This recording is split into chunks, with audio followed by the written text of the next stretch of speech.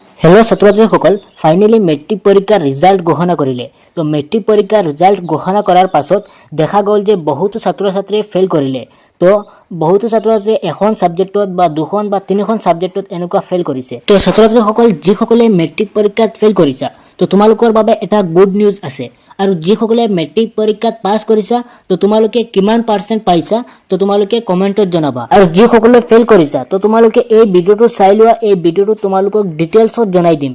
তো তোমালোকে ভিডিওটো স্কিপ নকৰি একেবাৰে প্ৰথমৰ পৰা শেষ পৰ্যন্ত ভিডিওটো চাবা। আৰু ছাত্ৰ ছাত্ৰীসকল তোমালোকে ৰিয়েল আৰু ফাষ্ট ইনফৰমেশ্যন পাবলৈ আমাৰ এডুকেশ্যন আসাম চেনেলটো সাবস্ক্ৰাইব কৰি ৰাখিবা।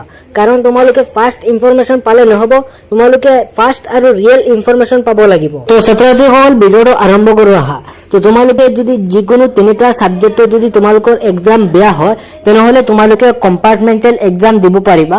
বা তোমালোকে যিকোনো এটা বা দুটা যদি সাবজেক্টত বেয়া হয় তেনেহলে তোমালোকে কম্পাৰ্টমেন্টেল এক্সাম দিব পাৰিবা। আৰু এই এক্সামটো অনুষ্ঠিত হয় ৰিজাল্ট দিয়াৰ পাছত 15-20 দিন মান পাছত বৰ্ডে এটা নোটিফিকেশন আৰু ৰিজাল্ট দিয়াৰ 15-20 দিন মান পাছত তোমালোকে এই এক্সামটো দিব পাৰিবা। এইটো হৈছে কম্পাৰ্টমেন্টেল এক্সাম।